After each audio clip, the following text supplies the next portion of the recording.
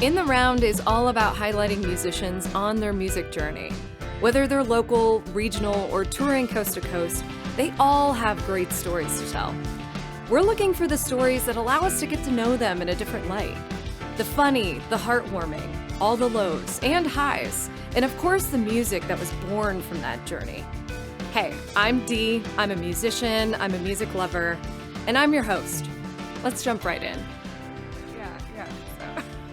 So anyway, welcome back, but welcome to Trilix, welcome to In the Round, here with Social Cinema. Oh my gosh, I'm pumped because we snagged you last minute. You're coming into town to play a show, first stop on tour, happened to grab you. So you're from Wichita though, yeah? So yes. You drove up this morning? Wichita, Kansas, and some of us are from Lincoln, Nebraska. Okay, so there is kind of the both. Yeah. Both cities kind of melded together. Is that so? Because you used to be two bands, right? So was that the split? Like, did some of you grow up in Lincoln and some of you grew up in Wichita? It was to Lincoln, Reed and Mari, and then me, Logan, and Austin in Wichita, and then I moved up and in with Mari, and then we all got it. Yeah. Now I am in Lincoln, and so there's less of us in Wichita now, but just a sweet sandwich. Yeah. Sweet Midwest sandwich really is how that's going. Yeah.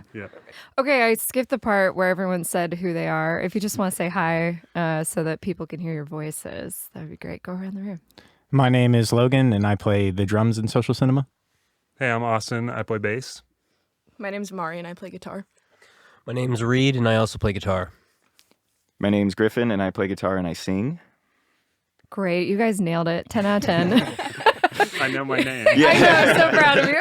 I'm glad I went I'm last. so proud of you. You really had time to think about it. Yeah, you never know. Anyway, yeah, okay. So you guys have all known each other for kind of a long time, but this is a fresh-ish band post-COVID, started in 2021-ish, right? Yeah, came together, multiple bands. Had already hung out, had already played shows together. It's the vibe that I pick up on, yeah. We were very close before we joined the band. You pick out kind of like you're friends with a lot of bands and stuff like that, but you find like those two or three that it's like really, really close, and that was kind of us. So we try to play as much as we could, and like when we would go just see a show in Omaha or something, we'd always stay with them and vice versa. So it was really easy to form this band. It almost made more sense that way. Right. So you're like, let's cut the crap. Let's all just be in a super group together. Which you are a super group. I absolutely love the sound. For anyone that doesn't know Social Cinema, you guys are killer indie rock. That doesn't even fully describe it in my mind. But I was trying to figure out this morning, I was texting with Phil saying like, who do they sound like? It's driving me crazy. You know, it's always helpful to give your ear something to compare to. And I wrote down Strokes meets Queens of Stone Age meets Interpol meets Arctic Monkey vibes. So it was kind of like crazy. those are all like my favorite milkshake. bands. Yes! Yeah. That's really what You I was actually going for. nailed it. Let's go. I saw Arctic Monkeys twice, Queens of Stone Age 3 times. Yeah, some three. I'm just haven't missing seen Green Day. Strokes. I know you love Green Day. Yeah, Green That Day's was in Green there. Day's Yeah, I was like gonna the- say, mega, yeah. That was like the kind of like explosion point, I guess. It was Yeah. like from Green Day came everything else, but Yeah, yeah. that was like our first love.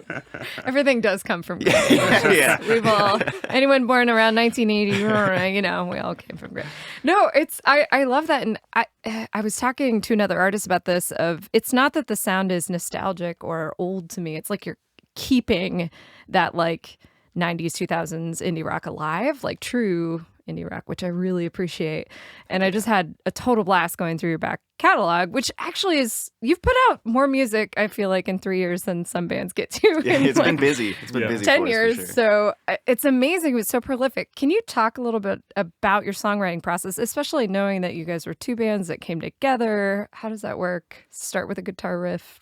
Yeah, so usually just at home I'll get like a idea kind of fleshed out myself, and just like what I think it should go, where it should go, and then I'll pass it along to everybody else, and everybody will kind of like hear their parts and then do what they want to it, and then we'll just kind of talk throughout. And songs change in form, like structure and stuff like that over time. So Right, you start playing them live and you're like, oh wait, that doesn't work at all. Yeah, Let's- absolutely. Like and but yeah, it kind of just starts with one of us having just kind of like what we think the song could be and should be, and then having someone else be like, what about this? And then Yeah. it works out. So it's Yeah. pretty easy. It's pretty a streamlined, simple process, I would say. But Well, and you've all been doing it for a long time, so you kind of have your own experiences, but then you all know each other too. So it kind of just creates a nice symbiotic relationship of working together. And yeah, and it's like you start like writing what you think someone else plays like, or like, we played long enough to Right. where it's like, I know like Reed does this type of playing well. So it's like I kind of start thinking about that now, and that's what the point we're at. So it feels, even if they're not involved in the inception of the song or the conception, yes. they are involved. So it's very cool. Right. Okay, so you're heading on tour. I mean, you're starring in Des Moines tonight, which thank you for keeping Des Moines in your hearts. I'm like heartbroken. I have another event and I can't be there, and I'm very upset about it. So, We love XPK. Oh I my think gosh, this right? is our third or fourth time. Yeah. I was gonna say, I know that you come here a lot though, so I'm not too sad because I know you'll be back soon. We will. And that's kind of why we wanted to get you in here too. Like, we so appreciate you coming through Des Moines. We appreciate XBK and all those folks. They're very good friends of ours. And so again, love having those routes and those reliable venues that you can, work with. So it's really glad to get you through, and hopefully folks listening to this the next time, either catch you tonight. This episode will not be out, but the next time they need to keep up with you because you have a new album that you're like putting a bow on now, right? Yes, Like, very we soon. are really, really, really close to being done, and we're very excited for it. We're all very proud of it. It's everything we've wanted to make up until this point. It feels like the first. I think that was also why we put out a lot of music, because we were just kind of like just getting, each time you put out something, you get better at it. So it's like if we just keep moving on and keep trying project to project, it's like we finally reached this point to where we feel comfortable enough to put out a record. So it'll be a full length and all that's good stuff. Like honing the flavor, right? You're like, I like a little bit of butterscotch, but I don't want too much. Yeah.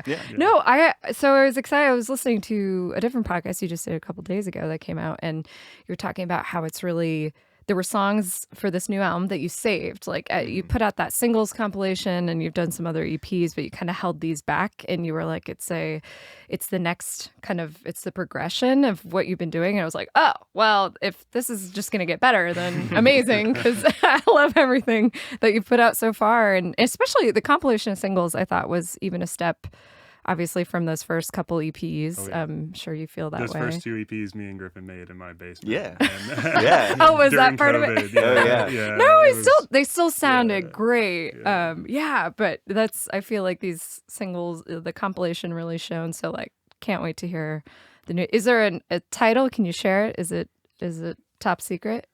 You don't have to share. I just don't want to say it just in case we change it. Oh, okay, that's fair. That's fair. We That's have fair. something in mind, and then, but knowing us, we'll probably change our minds on something. So Totally fair. Going back to songwriting a little bit. So come with an idea kind of musically, but lyrically, I was trying to look up some lyrics, but can you talk about what you sing about in your songs? Like, I want to hear a little bit more how you guys come up with that. song writing. So I kind of do like I'll write separately than the music, which is not normally, and then I'll just kind of try to form it to the music. So I'll cut words and like switch words and switch lines and stuff like that. So it's very kind of separate from me, to where I can focus on a melody and like just find like cadence and words and that without having to think of real words, and then I can fit something or find something that I wrote earlier, kind of put it together. It's all about like the early 20s stuff where it's, you're broke, you're in love. You're walking down a street. That was the one I read. Like still walking. Something about plants living or dying. Yeah. That was great. A lot of walking in my songs. It was like stream of consciousness, human experience. Yeah, is what that's a good point, because it's not very like, I guess, metaphorical. It is very like, I try to write from experience, I guess. So none of it's too like crazy or out there, but it feels very, true to me. So that's kind of how I get it out, get all my thoughts out and stuff like that. So. Yeah. Yeah. No, it's great. I was just curious about that because as a musician, surprisingly, even as a songwriter myself, I'm still drawn to the music before lyrics. Like I've just always kind of been that way. You're all shaking, like yes, because there's a lot of vibe, obviously, in what you guys do, and that's like always what I'm drawn to first. But I'm like, oh yeah, what are you saying? Should I be where? What am I singing along to that I don't actually know what I'm saying? So yeah, no. I think that's like with the new record too. I feel like we've all just gotten better writing instrumentally and lyrically, and like it's definitely our strongest like and most focused output, so everything has been fine-tuned and thought about, so it should be a pretty nice step up in every way, we'd hope.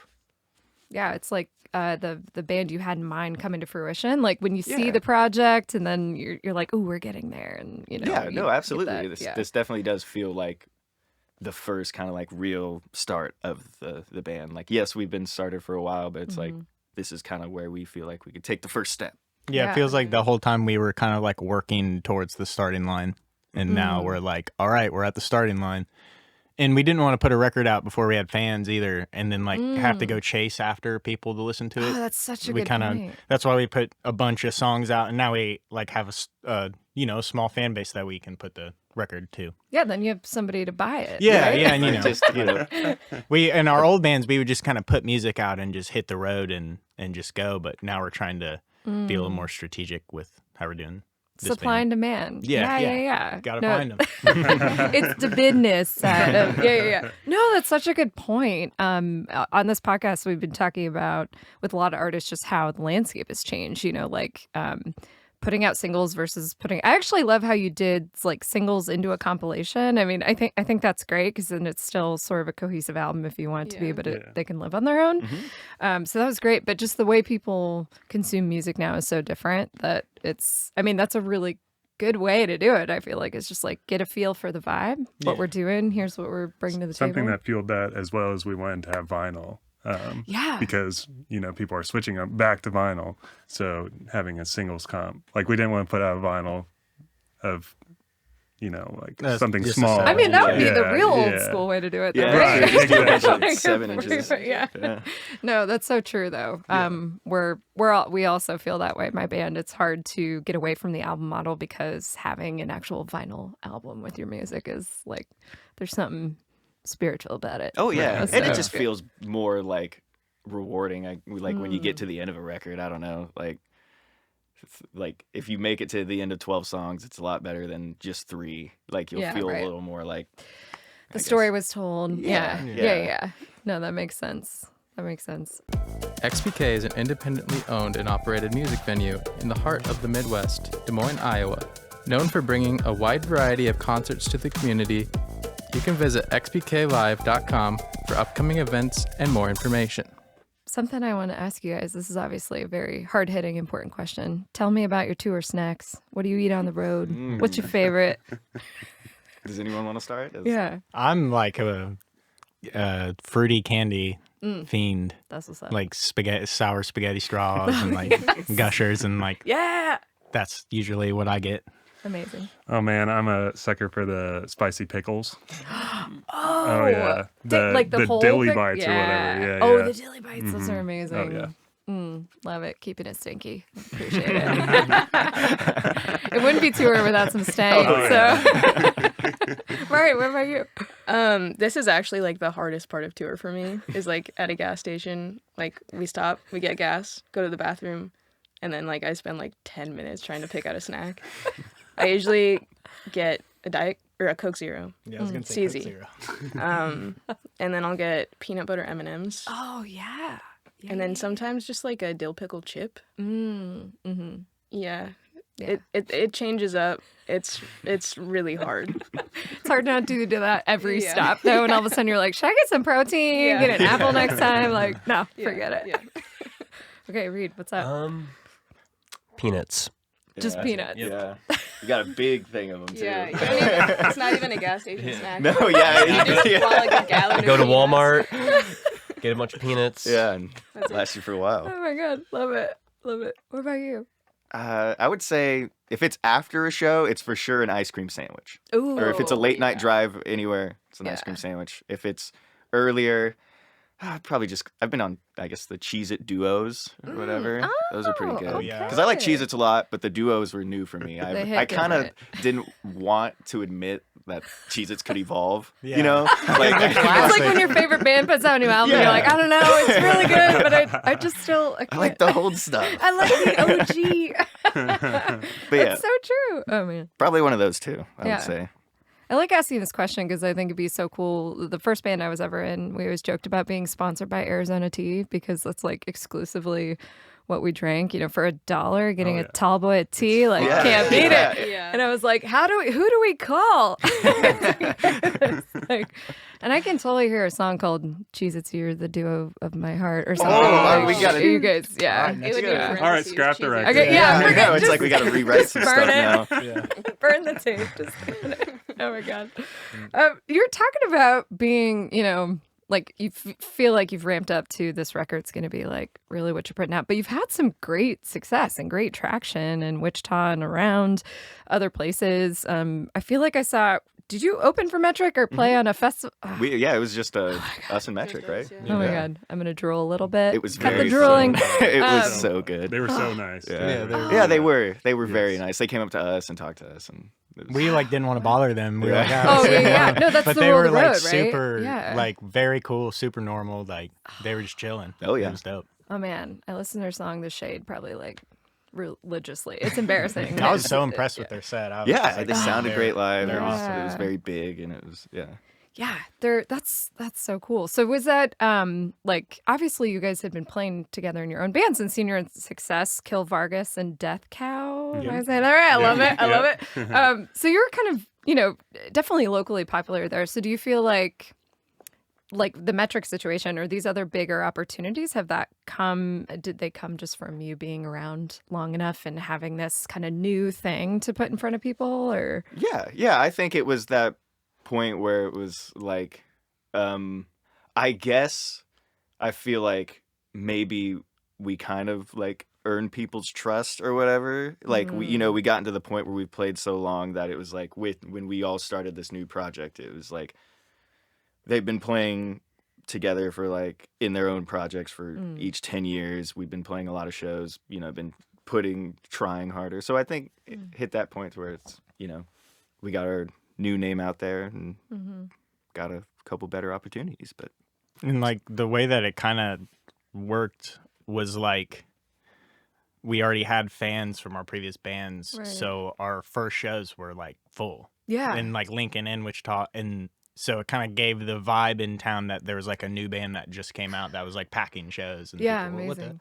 And then people found out who we were, and like it was like, but like it Then they worked to stopped our. coming. It worked Yeah. to our. But no, it like worked to our advantage of like Yeah. of like being a new band and sort of like not pretending to be a small band, but just like starting over and like opening local shows as the opener. We hadn't done that in years, and like we were doing like secret shows where we wouldn't put ourselves on the bill, and we would just like show up and play and like open the show. fun. And like once word started getting around, we kind of just leaned in on all the old contacts that we had from our last bands and just like really organized it to where like we came out swinging, where it was like we already kind of knew who to talk to and knew like the tour routes we were successful with in the past, and like kind of like trimmed off the extra stuff from the past bands and just Yeah. like focused in. And then like because of that we started getting like these bigger offers, like Yeah. and then you just like Right. use those as to spring on to other things. And like now we're doing festivals, and like bigger bands are asking us to play shows with them and like Yeah. stuff like that. So Oh, that's great. I mean, I feel like that's one weird benefit of being in the Midwest is sometimes there's a gap for bigger bands openers. Like a lot of times there's sort of like an opening that you wouldn't have if you were just in Brooklyn or whatever, Oh, you yeah, know, like absolutely. Yeah. they're going to have that covered, but like Wichita, Yeah. or Lincoln or these whole Des Moines, whatever, and those opportunities come up, which I think is yeah. kind of We were talking about that the other day Yeah. about like how we were like, man, what if we were from Chicago or New York or whatever? And it's like, yeah, that'd be cool. But when like Saint Motel comes and plays our arena, there's like 2 or 3 local bands you can ask to do Right. that show. So we just have to be ready and be really good. And like if those shows happen, then we're in the position to Right. do something like that. Right. Wherein if Saint Motel plays LA, there's 1,000 bands that could open that show. So Yeah. Like, yeah, there's good and bad of being from Wichita, but we try and make the good out of it. Yeah, for sure. No, I think that's what you've done. I think it's so cool to see that traction continue. And I'm very I kind of hate that you have to live on the coast to make some of those connections. I've always kind of resented that growing up, here. I'm like, no, we have really talented people here. And I think the opportunities through Midtopia, that whole scenario and setup is such a good model for, like, what if we just invest in our artists here? Then they wouldn't have to leave to go do these cool things, go for it, yeah. I mean, that said, it's still obviously the best way to get fans and sell music is to tour. I mean, you'll be broke either way, but that more people obviously listening, more streams, etc. Yeah. Yeah. So it's good to get out. That's just like where we feel our kind of purpose is. I feel like live, we are very much a live band. So if we can like play in front of you, I would like, that is my preferred way to like, I guess, listen to our band. Yeah. So it's like if we can just like get you in a room, I think you would like us. Yeah. Well, and it I was just that easy. Yeah. Come into the room. But Get in here. Just kidnap a small, 300 people or something. No, I saw that. So you got to record at Trilix Studio today in the live room, and you guys totally brought the energy. Like, even though you're just in this like psych wall with 3 other people in that room, I mean, you totally have that energy, and it's very like, I don't want to say over rehearsed, but it's like masterful. Like, I feel like you guys know how to bring your A game right away, which I think is always really important for any bands touring on the road. Like, saying what you're saying, you get one chance, usually like one half of one song to make an impression on new listeners. So like, you guys have that energy, which is awesome. Yeah, we work really hard at it, and we try to just be as good as we can every night. Like it's hard to, in that moment, but it's like it doesn't matter where you're playing, who you're playing for, how many people or whatever. It's like we really try to focus on like that kind of mindset of it, and it's paid off because it's just like we're now trying to just get better live, just purely to be better. And I think it's people are getting into it and stuff, so it's cool. Yeah. No, I think people I feel like there's a misconception about bands in general, and this is why people don't like to invest or pay attention, is they're like, oh, it's just a party. It's like, well, yeah, they're bringing the party, but that takes so much effort. And even just to sing and move and play guitar all at once, like all these things physically, mentally, like, oh, I have to be excited right now. It doesn't matter how I'm feeling. It doesn't matter if our van broke down and we had to push it 10 miles today. Like, it doesn't matter. Hopefully that doesn't happen, by the way. Not trying to jinx you.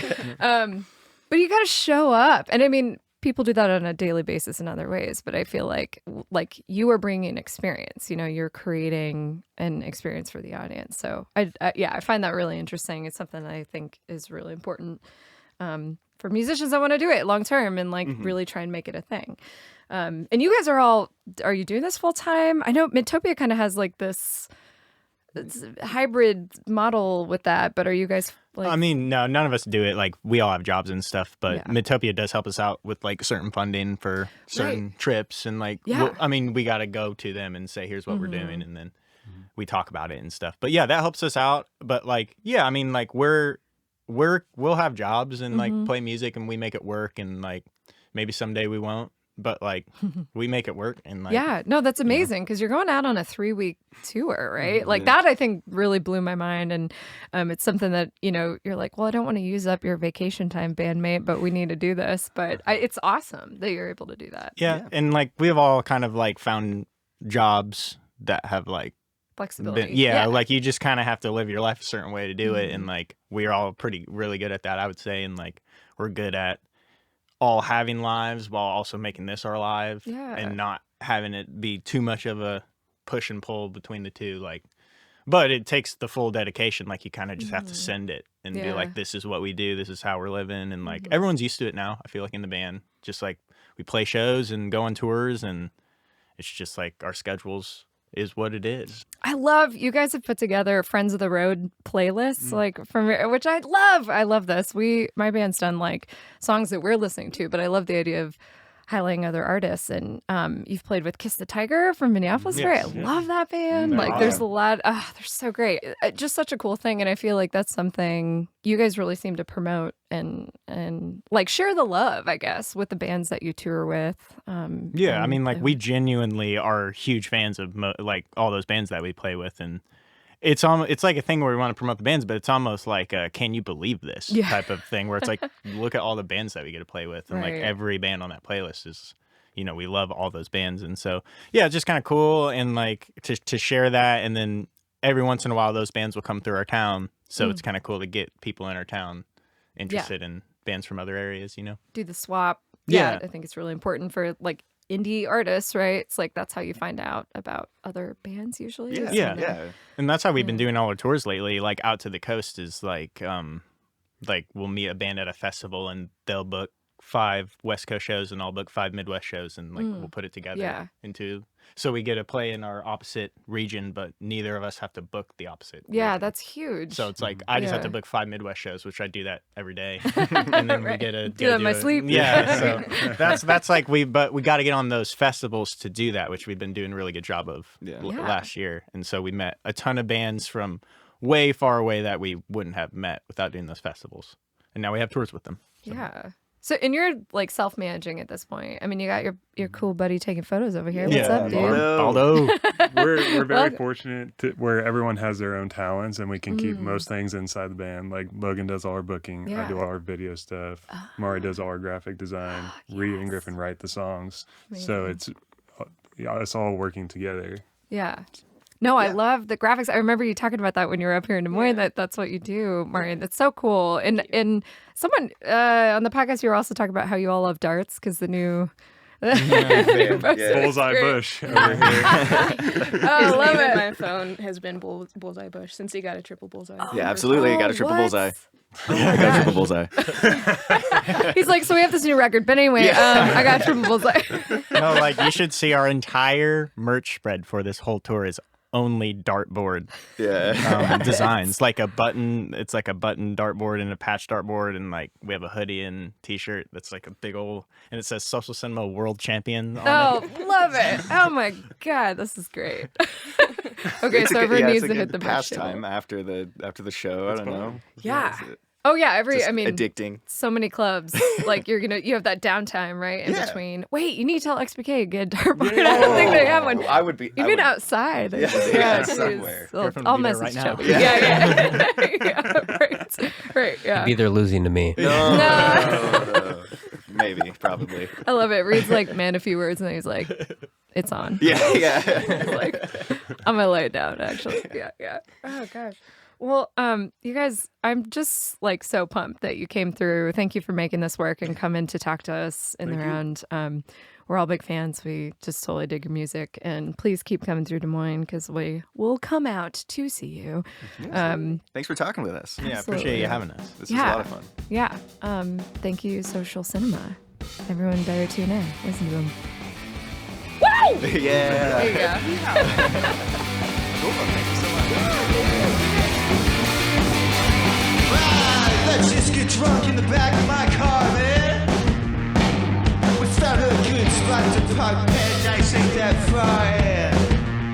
Whoa! Well, it might be only 10 degrees, but the more we drink, the less you'll hear from me about it. Brown paper bags and funny faces. Don't break the bacon. Woo! In the Round is produced and recorded at Trilix Studio. Remember to subscribe to In the Round wherever podcasts are found.